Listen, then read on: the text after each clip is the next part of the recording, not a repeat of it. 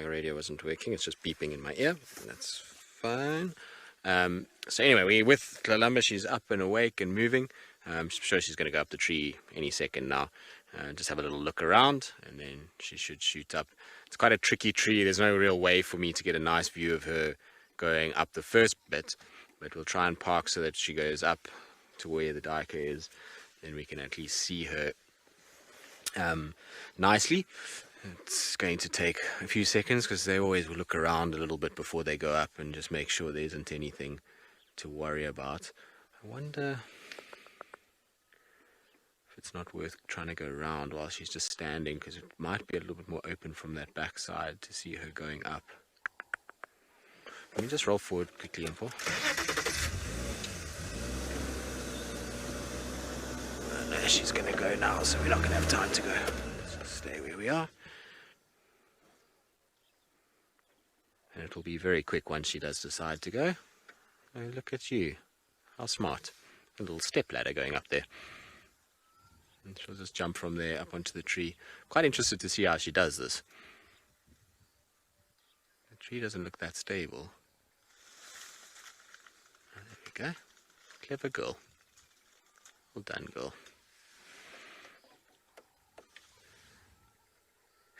She looks so proud of herself now. I'm just going to go forward a little bit for you, Paul, so that we have a nice view of her up the tree.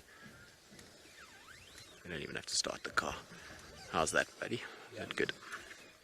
So there we go. As you can see, she's just on top, and so what she'll start doing is she'll start to hopefully pluck this duiker and then start opening it. It's not open at all, so she's going to start feeding on it quite nicely now for us. I'm actually going to reposition because of the way that she's sitting now. I was hoping she was going to feed with her head facing us, but now we've got her tail and her bum. So I'm just going to go forward a little bit and then reverse back and in. Should work quite well.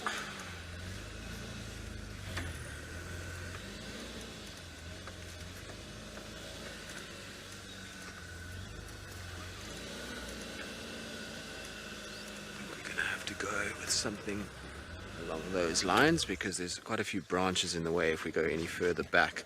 So we're not going to have a full-on head-on shot of her, unfortunately.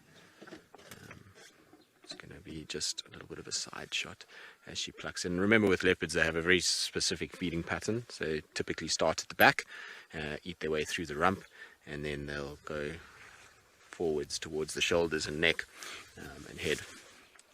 But that's why we were patient this whole afternoon, is because you just never know with them. She literally woke up, had a little yawn, and straight away up to the tree and goes up. So you're never going to time it right unless you sit with her. And like I say, it's amazing to watch them climb. They're incredible animals when they do climb.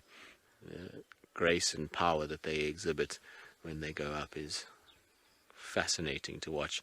It's a pity she didn't go up 15 minutes earlier because there's still some golden light. You can see there's no light on her now anymore. It would have been quite nice. But we got it right in the window between 6 and 6:30. So she went up at just after 20 past, well, about 20 past 6. We weren't too far off. She's pretty predictable, is Tlalamba. She always goes up as that sun's setting, just before it sets. It's her time to get up there and do things. Some cats will sleep into the night, but she likes to get up while there's still daylight and feed a little bit and start to feed then into the night itself. Now I do just need to let some people know that she's gone up, because a lot of the guys were here and just said, can we just let them know as soon as she goes. So I'll just try and, I don't know which channel even to contact the guy on. Dion. Don't know if he's going to hear me on this channel. Alright, he's not answering on that channel, so that we'll just leave it. If he's not on this channel, it means he's not on Juma, and therefore we don't have to worry so much about it. It's amazing how much that smells. Already you can actually smell the strong meat scent as she's starting to open it up. There will be organs that have probably tainted a little bit in there, so they're not going to smell very pleasant, and we are exactly upwind from her, so we are going to get any sort of smell. And the other thing that we're going to get is if she plucks fur, the fur is going to come all the way to us. Layla, no, there's no ways hyenas are going to climb this tree. This tree's difficult to get to.